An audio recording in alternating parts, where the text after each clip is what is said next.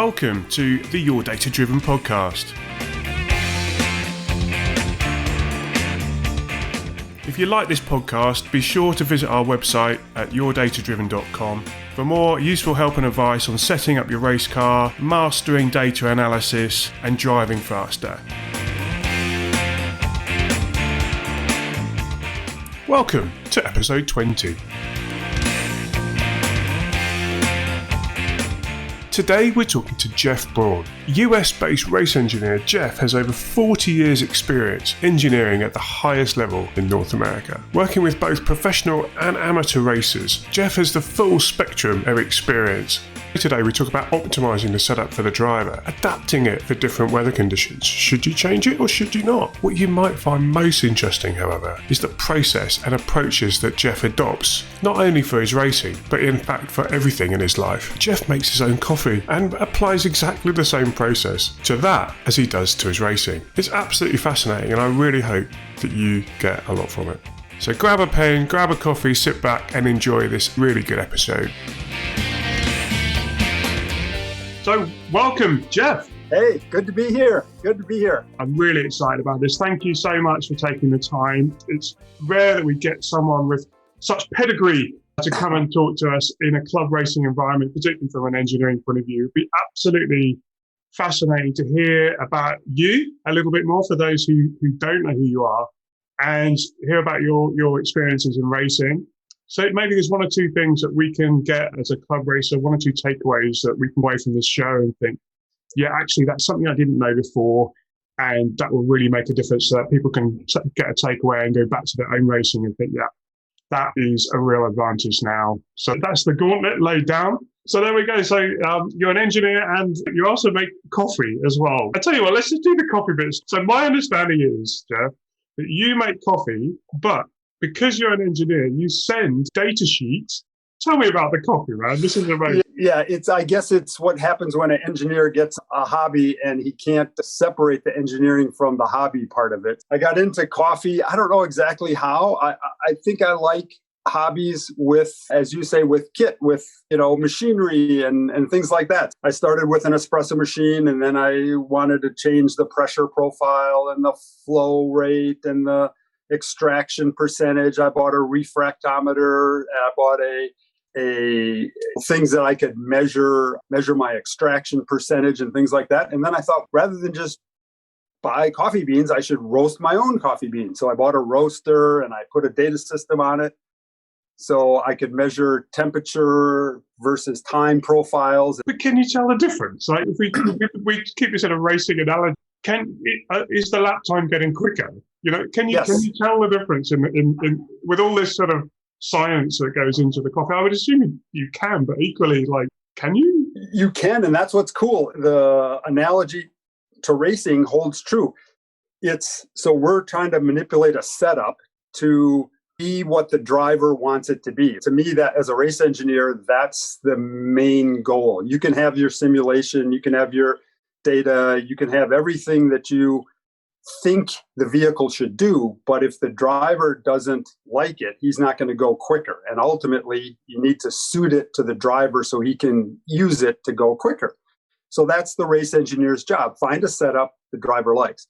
The coffee engineer's job in roasting coffee is to find a coffee that the drinker likes. And just like racing, it's different for each driver or each coffee drinker. Some people like one flavor, another like another. Some like it stronger. Some like more chocolate notes. Some like more fruit notes, like wine in a way. And with the roast profile, how I roast it with temperature versus time and what the curve shape is and how you hold it and how long you roast it in certain areas as the bean is losing its humidity and starting to crack and starting to then caramelize the bean and bring out the different flavors. How you do that changes the flavor of the coffee completely. And so I'm starting to learn, if I do this with the profile, with my data trace, then I get more of a chocolatey, nutty flavor. If I do this, I get more of a fruit-forward, kind of fruity, citrusy flavor. And then you can start out with different beans. You can have Colombian, Ethiopian, Bali, you can start out with different beans that are able to be, to me, it's like a race car. If you soften the springs on a car, it can do something, but it'll be slightly different if you soften the springs on your track day GT car as if you soften your springs on your Indy car. And so they have the same trends, but it affects different cars or different beans differently. So then I get crazy and there's big spreadsheets of how this worked and how that worked. And I'm trying to learn how I can affect the flavor of the bean the same way as race engineering. I learn how I can affect the handling and the feel of the car. It's so much alike, and maybe I've just found a way to make it alike so that I can relate to it, but that's the way I relate to the coffee end of it. And so people started I was giving it away just to get some feedback, just like you would from a driver. What do you think? Oh, this is good. Oh, that's terrible. And no, this is great.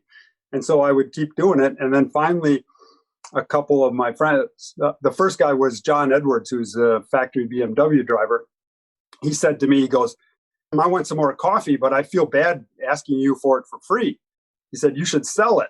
And I said, I could sell it and just so I break even. And so I put a website up there. And when I have time, I can't roast all the time, but when I do, I just do some coffee, send out the data sheet and some pro tips on how to grind it and brew it and things like that, and learn and get better each time I send out some coffee to people.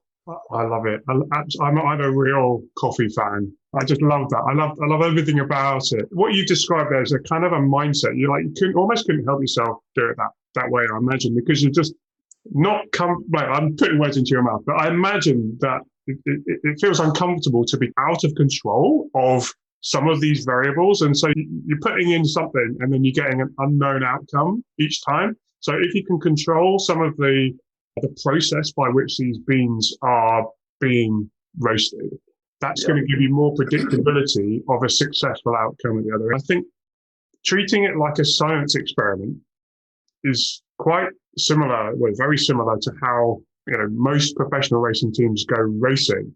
And it's something that I personally see missing quite often from the club paddock. Is that something you've seen or yourself or disagree with? I don't know. For sure. To me, it's what we try to do in racing, whether we're club racing or whether we're top professional racing, is if you can predict the outcome, then you can better choose which variable you want to manipulate to get that outcome. And you get more and more experienced along the line as you play with it more and learn more. But part of that learning is you have to understand what the result, and that's where the data that you get helps, because you can quantify it, but there's also the human element, and you have to blend both of those together. And so the club racer a lot of times thinks, I need the data. Or he says, I don't need the data. I think you're better off if you can bring both of those together. Back to the coffee analogy, I need the roast profile, but I also need the person to tell me whether it tastes good. Because just because it looks good on the graph doesn't mean it's going to taste good. Just because the data says that's better doesn't mean it's actually going to handle better for that particular driver. So I see a lot of club racers get caught up a lot of times on one side or the other. It's all data. Well, the data says I pulled 0.1 more G, but why am I a half a second slower? Because you pulled 0.1 more G in a peak, but you couldn't maintain it around the corner, or the car didn't transition very well, so it was bad in this particular area. So I think people need to use both, and that's where the trick comes in, because you can't be all hardcore engineering and you can't be all just talking to the driver. And that's what's fun about it, is combining engineering with the human side of it. And to me, that's what I enjoy about race engineering, rather than just whatever structural engineering, where you're going to design a bridge with a 10 safety factor and you're done and there's one answer. And every engineer is going to get the same answer. But when you put the human factor in, you're not going to get the same answer. And that's what is enjoyable for me. I totally agree. And that's been my experience and pleasure personally as well. So it's lovely to to hear that from someone else, because I used to work in vehicle dynamics and we used to do suspension and steering development for road. But the nice thing was my role was very much computer based, to be honest, but it wasn't, there was no point in having the fastest car on the computer. We wanted the fastest car or the best car in reality. And it always had this subjective sign off, which we call it a subject, i.e. like someone would drive it and say yes or no. What in the road car world, what we did was quite interesting because we broke down that subjectivity into quite discrete driving events, so that we tried to objectify some of that human input a little bit, which again, I don't see so much in racing because we go to a different track every weekend, but just that concept of continually breaking it down, but trying to marry those two things up. How do you feel and what do the numbers say? That's super interesting what you just said there. I'll tell a quick story that happened to me back in late 90s, I think it was. I was running Indy cars. It was IRL at the time. CART and IRL had just done their split. We were in maybe the second or third year of the IRL, and I worked real closely with the folks at Dallara. I had done their Ferrari 333 back in the day that they had designed for Ferrari, and got to know them. And the team I was working for helped in the development of the first Dallara IRL car. So we were at Indy, and one of the things they were trying to understand, having never raced ovals, high-speed ovals before, we're trying to understand why their simulations showed the car should go this speed around turn one at Indy, but the driver would never approach that speed. And they're like, why isn't he getting to the limits of the car? Is our simulation wrong? And we got to the point where it was the feel of the driver. There's the survival instinct, especially at Indy when you're going through that minimum speed is 220 miles an hour in the middle of turn one. And so they started looking at trying to understand that. And we did, now again, this is pretty common now, but back in the 90s, not so much. We put a strain gauge in the steering shaft to measure steering torque. There's no power steering, so we didn't have any hydraulic pressure or electrical torque to measure. So we actually measured the actual twisting torque in the steering shaft. And then we could look at steering position. And then there was as you said, in your example, the subjectiveness from the driver, there was a 10-question rate from 1 to 5. How did the steering feel? How did the effort feel? What did you see visually? Did you feel the understeer in your hands or in your eyes or in your body? How do you feel the limit of the car? And then we could look at the data, and if we saw steering torque increasing and angle decreasing, we knew the car was getting what we call here loose or oversteering, because the front was gripping and the driver thought too much and he was taking steering angle out. If we saw steering angle go up and torque go down, we knew it was understeering. He was asking for more turning and he wasn't getting it because the front steering torque was going down. And so then we started to look at the data with his subjective analysis, and we understood why he was doing what he was doing.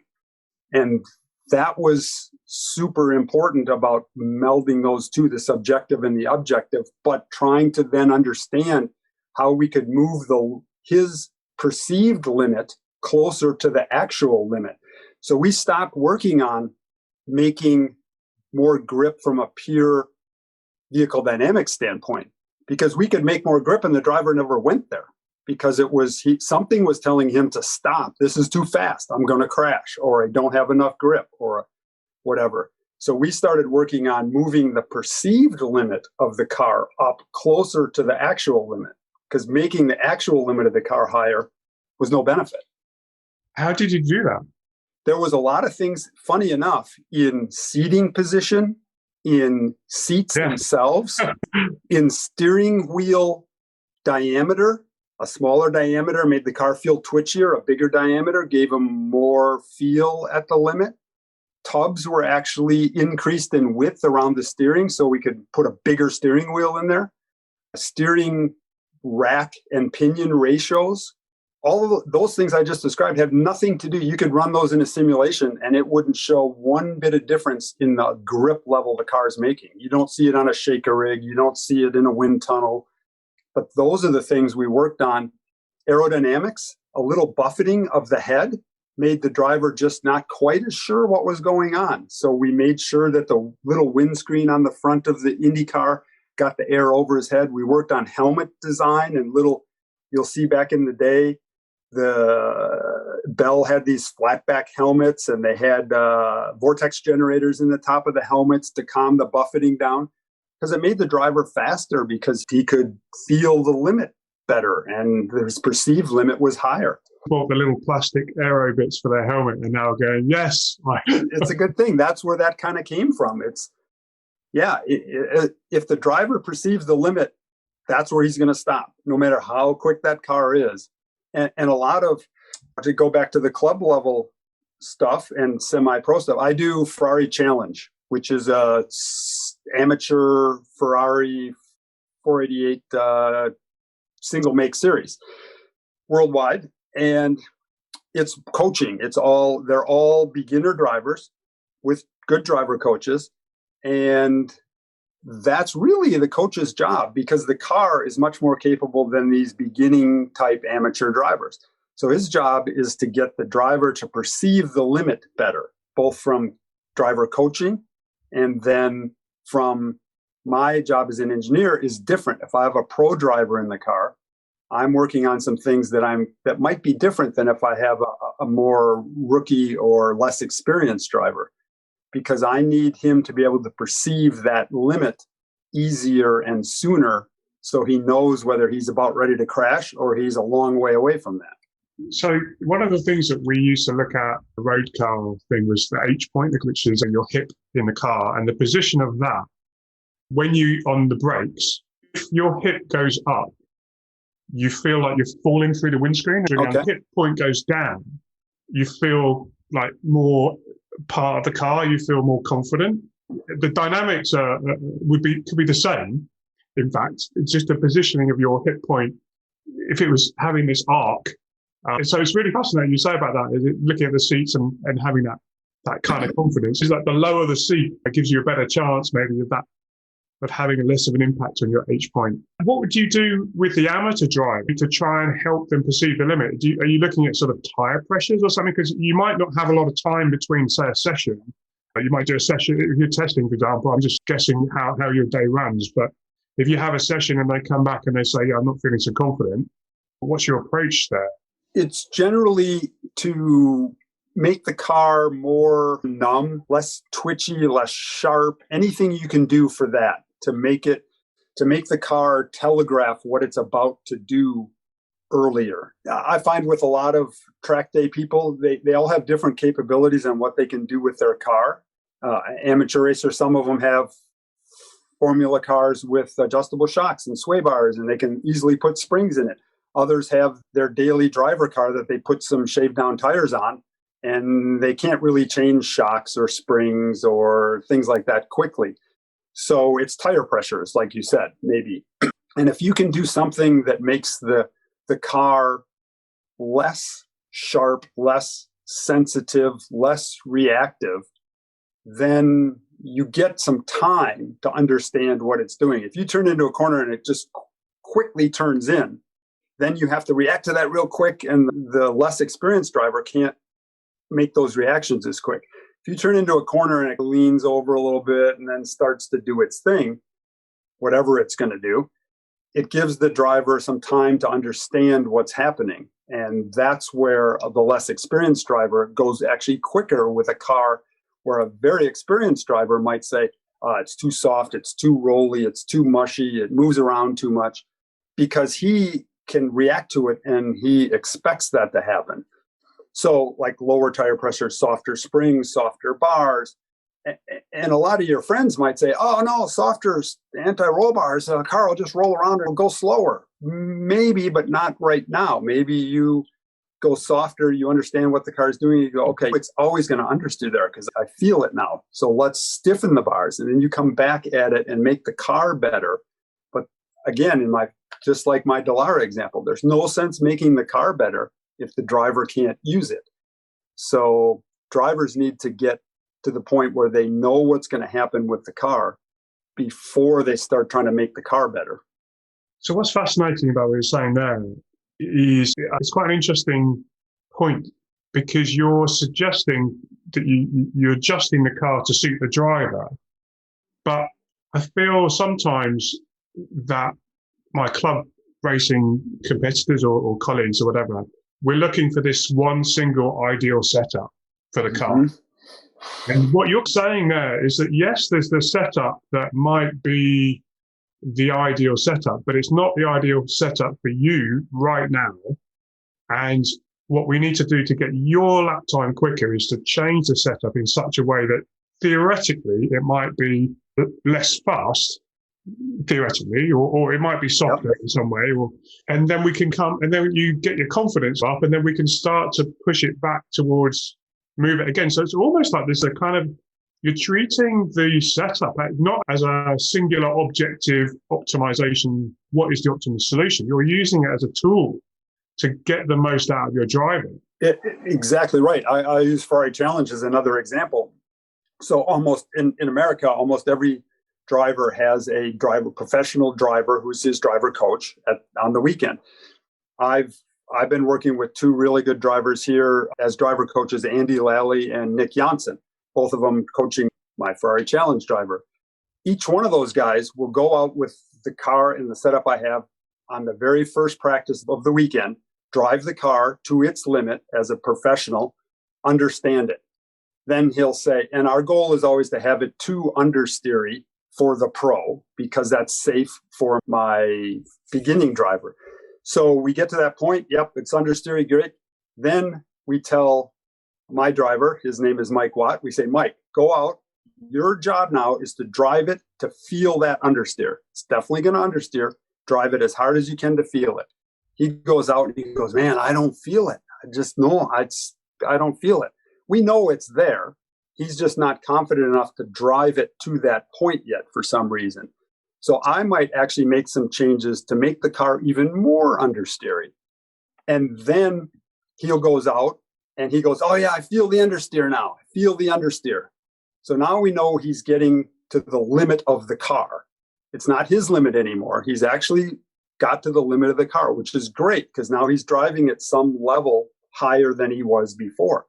Now we'll start to take a little of that understeer away. And now, okay, now feel it again, Mike. Yeah, I feel it now. Understeer too much. It's slowing me down. I'll take a little bit more away. And we're approaching, as the weekend goes, hopefully, if things go well, where the pro driver would actually like the car. And that's gotten the driver better along the path as he's chasing that understeer. But if he's not feeling the understeer and it's a massive understeer for the pro, he's not getting to the limit of the car and he's not driving it hard enough. So that's the approach I will take there. And so we've given him actually a worse car, but he goes faster with a worse car. And ultimately, we're all trying to just go faster. I don't care if the car is worse, but the combination of driver and car is better. That's really fascinating. You talked about it's not just the engineering. At some point, you have to win the driver over. How much is Mike involved in that consciously, or is it something you do on his behalf? And how much is he aware of what you're doing there? I think I've been fortunate to run quite a few amateur club level, I call them semi-pros, because anybody who's paying for a racing program is professional in some way because they're approaching it in a way where they want to get better. So it's a professional approach. Maybe they don't make their living at it, but they're a semi-pro. It's a professional approach to their hobby.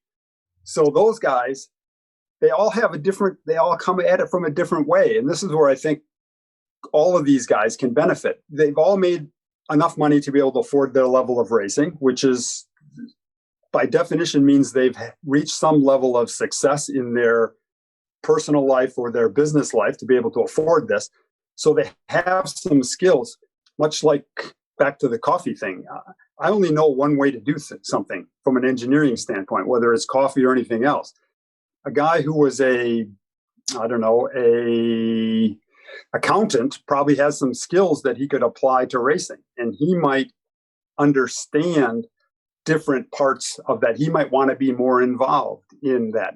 Mike, my Ferrari Challenge driver, is an electrical engineer and has a company that does radar systems and things like that. So he's an engineering mind. So he understands, he likes to understand certain levels of what we're doing. Why, when we stiffen the front anti-roll bar, does it make it more understeery and on one track, but less on another track, depending on the grip level? He likes to understand that to a certain level, not at a pro level. But so it's not hard to get him to buy into it. Here's what we're going to do. Here's why we're going to do it. And the great thing about it is if you understand even a little bit, I've made the front anti-roll bar softer. It should understeer more. Okay, what will that do? How will that change the feel of the car? Well, it'll roll over more, and you might feel it not as crisp in the transition in the bus stop chicane or something.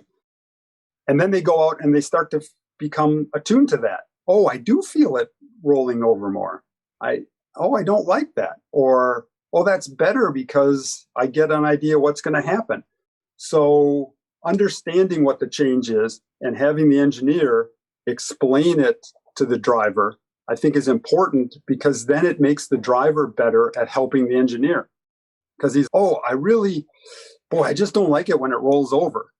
Then you're at the next race and I say, okay, I'm going to soften the rear anti-roll bar now to get grip off the corner. And they might be like, oh, I don't think I like softer. Remember when you did that 2 races ago on the front and it rolled over? I don't like that. This is different, and you explain it. But the driver starts to become involved in that. And that's important to be a better driver and to help with your engineer. And if you don't have an engineer, if you're a club racer out there doing it yourself, you are your engineer. You almost have that conversation with yourself. Okay, driver, what'd you feel? I felt this. Okay, engineer, what would you do? I would do this. Oh, but if I do this, it's going to feel like that to the driver. And you're talking to yourself, but you're working through that same process. Yeah, I've spoken about this before, but as an engineer and a racer myself, I sometimes get a bit over analytical. Yeah, so I struggle to separate the two. And Ross Bentley, he famously says, "Drive stupid." I just stop being the engineer and just be the driver. And I quite like your suggestion there of almost having this person, like you're having a conversation with yourself, but with your 2 hats, and you can come right. Yeah. No, that's a good approach. And it just becomes, even on a super professional level where you have paid drivers that I'm working with, high level, highly paid guys, and you're on a big budget supported team, it's the same thing. If the driver isn't bought in or doesn't understand or doesn't agree, he doesn't necessarily have to agree that it's going to work, but agree that he's going to try it and he could see some benefits. It gets back to engineers on a pro level have sometimes different philosophies. A lot of engineers I know will say, I'm not going to tell the driver what I expect the change to do. And I think that's wrong. Okay. Especially at a pro level. They'll say, he'll just give me the feedback that he thinks I want to hear. If you have a driver that's doing that, you have the wrong driver to start out with. You need somebody that will go, that I can say, here's what I think's here's the change. Here's what I think it's going to do to help you in the areas that you said you needed help. Here's the potential downside. Back to our example. It's going to make more front grip, the softer bar, but it's going to be rolly and maybe not transition as good. Let's see what the trade-off is. Is it worth the trade-off? And they can go out and run, and they're attuned to what you've told them the change is going to do. And if you're your own engineer, obviously you know that already. Because you made that change for a reason, and you know what the downsides, and then you're attuned to it. Then you can come back and give excellent feedback. Hey, was it softer? Was it rolly and sloppy in the transitions? Yes, because he was tuned into that, because you told him that possibly could be a downside. But he might say, but that's okay, because it was so much better in that long sweeper. I didn't have the understeer. Let's keep it like that. And then so the driver gets bought into the whole thing and part of the process. Yeah, I think your approach there is really nice because the focus again is on the driver's confidence and trust and belief in not only what you're doing, but everyone's in this together. And the other approach, which is, I've changed this on the car, and yet they haven't, and then they go out and they're trying to trick you out. It just corrodes. I've seen the engineering comedy. Almost, I got you. It's like, what's the point? What the hell are you talking about here? We're not trying to like big up one each other. It's just, yes, I can improve as a driver. Yes, you can improve as an engineer. Let's just get on with it and do the best we can. You just brought up a great point. The driver also, if he knows what's going on, there might be times when I say, look, I can help you in this corner with this change by doing this, but it's going to be worse in the brake zones. So if you can modulate the brake better or brake a little lighter early on because it could tend to lock up, we can maybe mitigate the bad effects of that. So you change your style a little bit here and I'll be able to help you over here. I'm headed right after we get done talking toward VIR to go do a test. And one of the tests we're doing with Mike, my Ferrari Challenge driver, is he's going to learn transition from right foot braking to left foot braking. Whoa. We think that's he's been right foot braking for his whole racing career, 5-6 years since he started racing. And we think if we can get him to left foot brake, he'll go quicker. But it's going to be 2 steps backwards to go 3 steps forward. It's going to be hard at first and he'll go slower, but we think that'll eventually help. And one of the big aspects of that is his ability to control the platform of the car by left foot braking. Yeah. And so he'll actually make the car handle better based on how he drives it. And so drivers who understand that they can change the handling of the car, if it's not doing what they want, they can change it with their braking, their accelerating, how they use the steering wheel. And so it's not just the engineer that changes the handling of the car, it's the driver. And there's been points with a right foot braker, for instance, where I will say, look, it's much easier for me if you left foot brake because I can give you a better car overall. If you right foot brake and you're going to continue to do that, I got to run these giant front springs to keep the car from hitting the ground or to keep it from getting too much rake in it or whatever.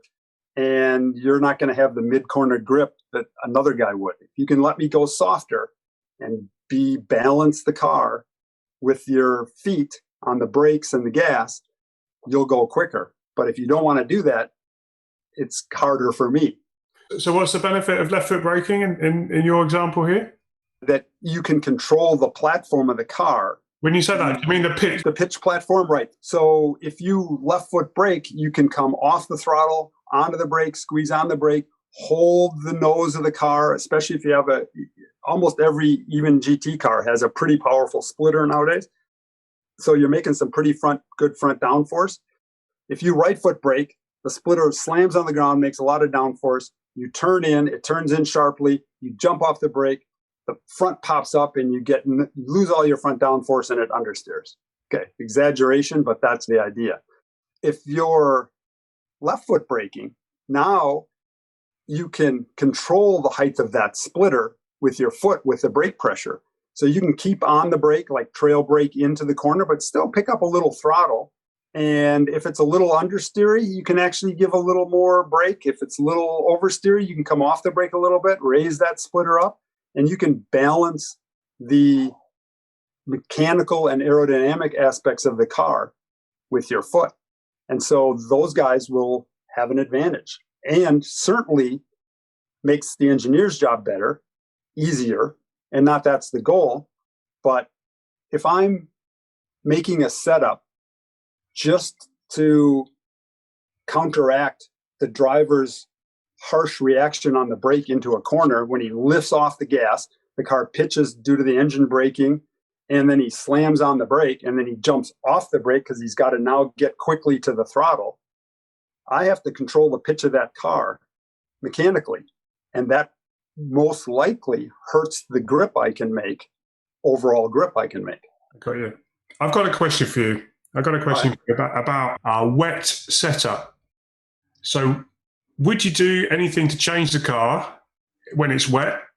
The reasoning behind this is that I hear a lot of paddock folklore about what to do, and it normally involves winding all the clickers off the dampers, softening the anti-roll bar, maybe disconnecting any anti-roll bars that you have, running a slightly different tire pressure than you would normally in the dry. And I don't really know why people do that. So what's your experience of wet setups? Do you do anything different, and how would you approach it? Okay, so now I'll add my part of folklore or tribal knowledge or whatever. And I'm not going to pretend that this is absolutely right. It works for me, but maybe fortunately, most of my races, the long endurance races I do, even normal IMSA 2-hour and 40-minute races, we rarely get a race where we know it's going to rain the whole time. So if it could be on and off, we're doing Sebring 12 hours, we're doing 24 hours at Daytona, we're doing those kind of races, and it's going to be on and off, then it's easy for me. I won't compromise the dry setup. Yeah. I'll put the rain tires on, pump them up 4 PSI from whatever my dry tire pressures are, and send it. That's easy. Now, there are some situations for a challenge. I'm doing some LMP3 sprint races where you might know it's a 45-minute race, it's going to rain the whole time. What do? The first thing is, for me, you're thinking softer springs, softer bars, as you pretty much described. Actually, I'll back up. And it might not be so much in Europe, but in America, there's this weird thing that happens when it rains during a practice day. Everybody stays under their tent and doesn't go out and run. And I don't understand. In my experience, such as it is, I think people don't like running in the rain necessarily. And so you guarantee to have a bit of free track if it's raining. But I personally still think it's valuable to go out and run in the rain. I do too. That's what I'm saying. If it's the morning warm up before the 12 hours of Sebring and you have a $10 million budget and you have to win this race for your sponsor and it doesn't look like it's going to rain in the race, but it's raining in the warm-up, don't go out. It doesn't make sense. But if you're a semi-pro driver who's out doing it for the fun of it and a hobby and trying to learn, man, relish the rain practice. Go out and feel the limit of the car. Feel what it's doing. If you do that, then you can also work on some of your setup. What happens when I disconnect the rear bar in the rain or the front bar? Does this car respond well to it? Does it roll over too much or does it not make any difference? The irony there is that because people find a kind of routine, in my experience, they find a sort of a process that they go through when the weather changes and they don't really change it. And so and again, we get to a situation where we're not taking the scientific approach of this is an experiment, let's try lots of different things and find out what we want. We're trying to go the route of just give me the answer and that's the one optimum solution that we're always going to use. It's the same thing again, Exactly. You have to learn what works for you. But in general, if you have, it's raining out and you're one of these guys that's saying, I'm great, I'm going to go learn in this practice or this track day, I'm going to go learn. What should I do? I have this thing I call the 51% rule. What I'm about to say works 51% of the time. So 49%, it could be the other way. But in general, 51% of the time, if I didn't know a car and it was raining and it's like, oh, geez, well, now what do I do? And it had a rear anti-roll bar, I would probably disconnect the rear anti-roll bar. I would wind some brake bias to the rear if you have that available. I would, if I had adjustable shocks, I might take some of the low speed bump out, wind that out a little bit, maybe a little rebound too. Depends on the car. If it's a big rolly car to begin with, maybe you don't need to do that. I would pump the tires up 4 PSI. I don't care what tire you have. 4 is a good number. It always seems to work. Which is always to pump them up to the target hot tire pressure. So whatever. Not a bad, yeah, exactly. That's for sure up. So that's a good thing. And go send it and try it. If you have a car with wings, here's where I'm going to get in the controversial part of rain with a car with wings. I always see people, it's raining out. Oh, it's going to be real slippery. I got to pile downforce on it. Put the rear wing up, put the front wing on it, pile downforce on it. And I love that when people do that, because I normally beat those guys in the rain, because I'll either leave the wings or take wing out. Oh, I actually learned that in the rain in an IndyCar race where I was engineering at Road America. So Road America has some pretty good long straightaways, 4-mile track, raining like crazy. I took some wing out. We started, I can't remember, mid-pack and drove it to the top 3 in 4 laps. I'm willing to say that I'm crazy. A lot of people say that.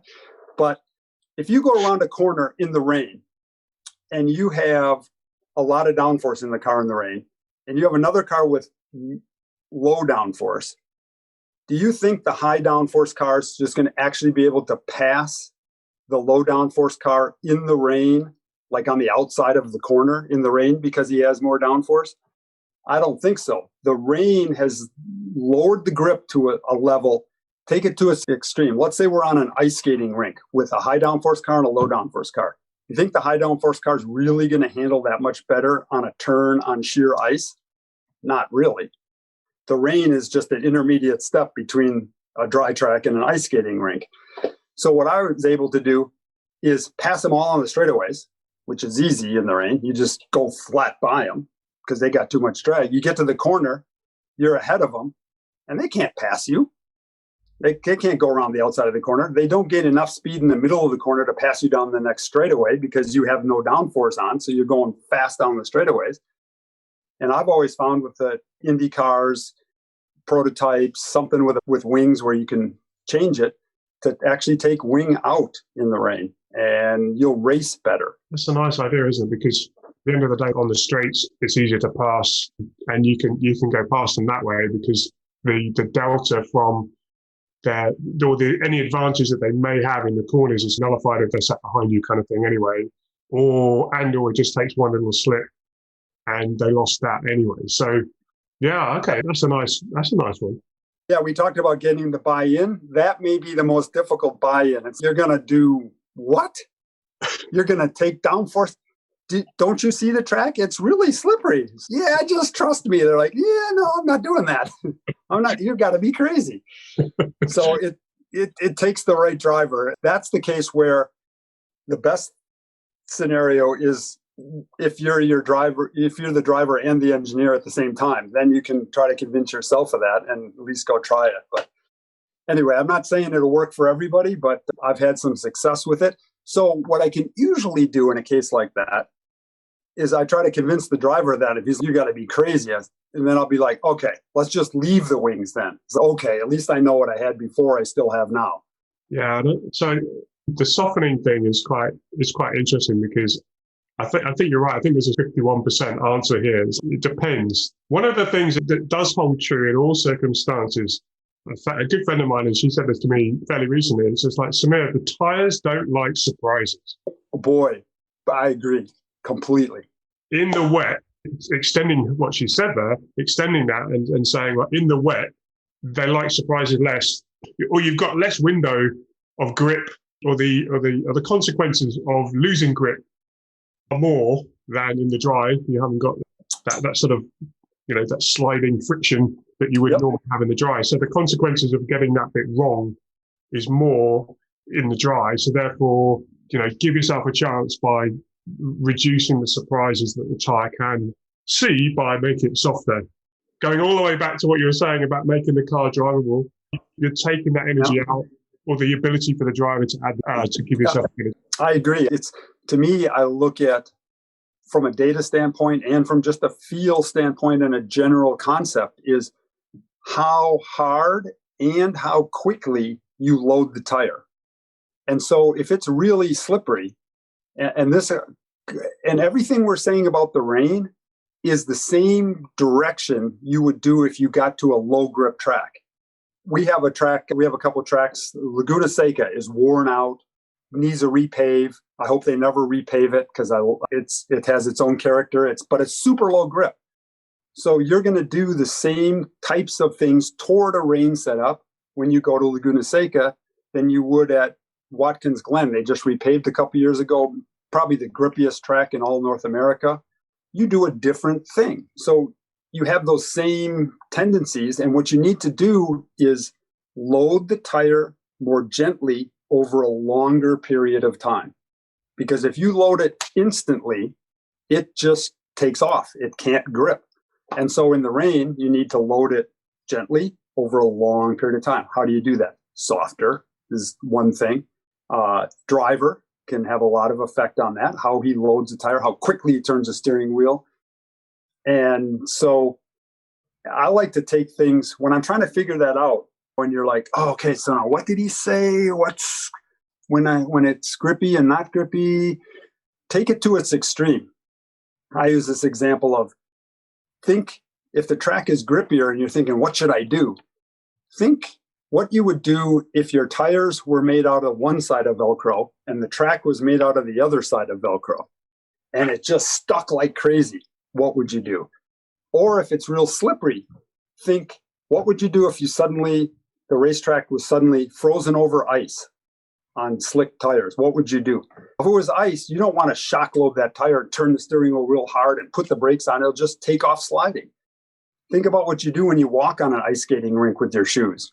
You're very gentle. You put your foot down. You wait for it to pick up some grip. And you don't go running and cutting like a football player. You'll fall down. Cars. So that kind of gives you I can't tell you with your BMW M3 on this Pirelli tire that you should take 2 clicks rear rebound out when it rains. I don't know. But if you have a concept and understanding of the direction, you can make that choice yourself by taking it to its extreme and thinking about what you would do in each one of those extremes that helps you pick a direction. Yeah, that's a really good thought, and that's something that's really applicable for anyone listening as well. Have you got any final thoughts for people listening? What are the virtues of coffee where we started? I just love that. But final thoughts have you got for people listening?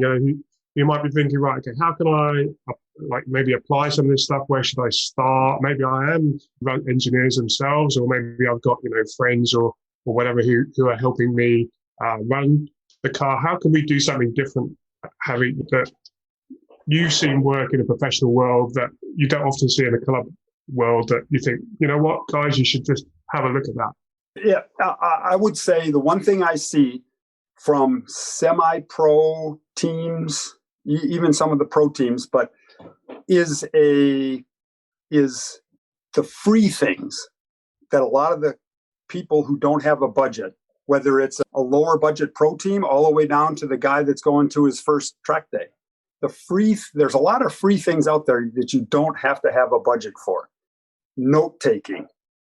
I made this change to the car on this day. It was this temperature and it felt like this. Maybe I don't even have a data system, so I don't even want to have data, but it felt like it understeered more, or it felt like it was moving around more. I did like that. I didn't like that. Taking that kind of driver feedback? I think it depends on the driver. Some drivers like to have a track map and they write notes on the track map.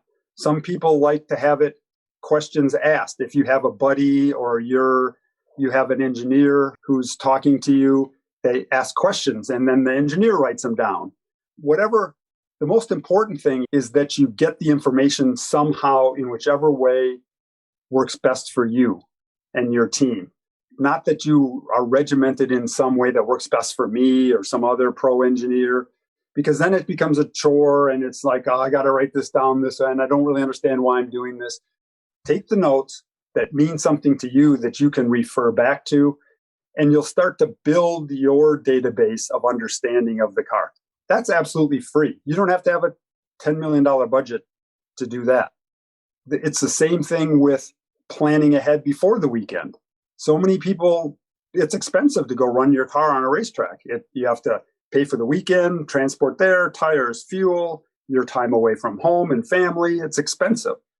You want to make every second that you're at the racetrack count. And so plan ahead. Okay, I have a practice from 8 to 8:30, and I've never run this tire before. What am I going to do? And write down. It doesn't have to be a 20-page Excel spreadsheet. It can be some notes on a piece of paper, but practice one. I'm going to go out on this pressure. I'm going to run 3 laps to get the tires up to temperature. I'm going to come in the pits and have my buddy bleed him down to the hot pressures I think are good. Then I'm going to go out and run 4 hard laps. And then I'm going to come in and write down how I thought it handled. In the second session, I'm going to do this and this. And it'll change during the weekend, but at least go in with a plan. So you don't just go out and drive some laps and come in, friend, now what do we do? I don't know. There's 5 minutes left. Oh, I better go run a lap. And again, that's free. You don't have to have a budget to do that. And you can get leaps and bounds of people that don't have a plan and don't write down what they're doing. And so to me, those are the things that I see club racers missing an opportunity, and they don't have to have a budget. A lot of people like to look at it. Oh, that guy's got better tires. He can afford 2 new sets a weekend. I can only afford 1. He's going to beat me all the time. Yeah, don't use that as an excuse. Do the free things that you can afford better than that guy, and you might overcome that extra set of tires that he has that you can't afford. Yeah, I couldn't agree more. I think that's great advice. So planning ahead is easy, isn't it? If you think about it, I know what I'm going to do. Just one-liners, isn't it? I'll try this. Right. And even if you don't necessarily stick to it, or something happens, or at least you've gone through that process of going, well, I'm trying to get a bit more organized. And if I do that, then I'm going to know something more. That's something that's going to help me in the future. My test plans always start out, the first session plan is pretty good all the time.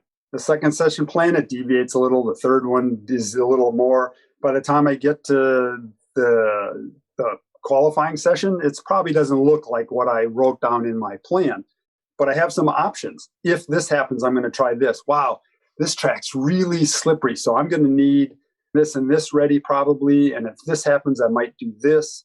And, I don't have those springs. I got to go borrow those from a buddy or something because I'm probably going to need those. If you just do a little thinking and a little bit of planning, you'll be prepared for anything that crops up, or better prepared than the next guy. And that's all we're trying to do. We just beat the next guy.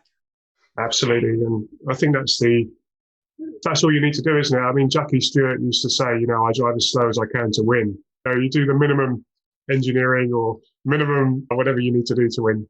Exactly. And then my last piece of advice I always say is just, I've been fortunate enough to be in racing since I was 5 years old, and I'm 63 now, and been making a living at it for 45 years. And it's a great way to make a living. Sometimes it gets a little bit intense with the team you're on, or the sponsorship pressures, or the expectations. And I always love going back. Like this Ferrari Challenge is fantastic for me because it brings me back to why we went racing in the first place, to have fun. My driver, Mike, is not doing this because he's going to make it his profession. He has a big company that he runs, and he does just fine doing that. He does it because he enjoys it, and he would rather do that than, I don't know what, sail a boat, play golf, whatever. And it needs to be fun. Make it fun, make it enjoyable, and it's a great sport. And if you're a person who wants to make it a career, you can make it a career. That's what I did. I started out racing go-karts when I was 5 years old. I didn't even know you could have a career in racing. I didn't even know you had to have a job. I was a 5-year-old. What did I know? But I turned it into a career. But it doesn't have to be a career, and it better not ever, if you're paying for it yourself, it better never be a job where you have to do it, because then you got something backwards.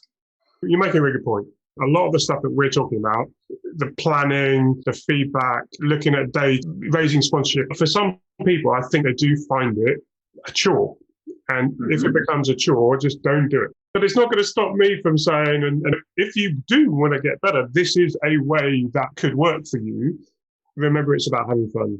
Right. And some of the fun for a lot of people is the challenge of driving. Some of it's the challenge of making the car better. I actually drove for a long time.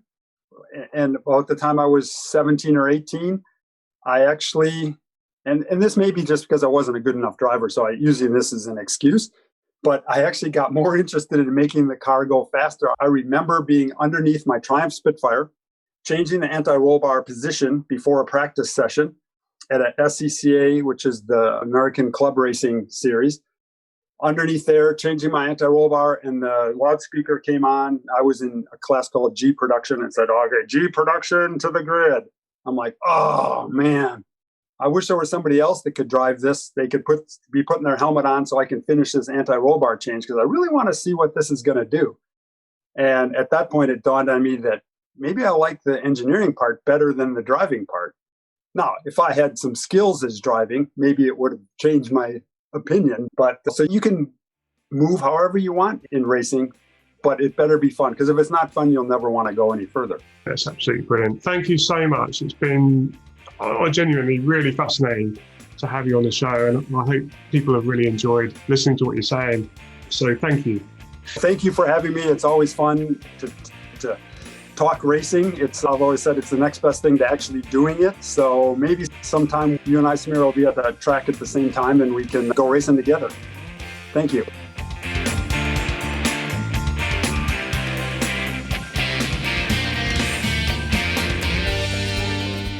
Oh, what an absolute honour to have Jeff on the show. I really hope you found that as fascinating as I did. There's so many insights there on the process that we go through, the philosophy about matching the car to the driver. But overall, I hope you think about his way of going racing. For a man with such experience to be so humble about how he would approach something is the real lesson here for me. I hope you found the same. See you next time.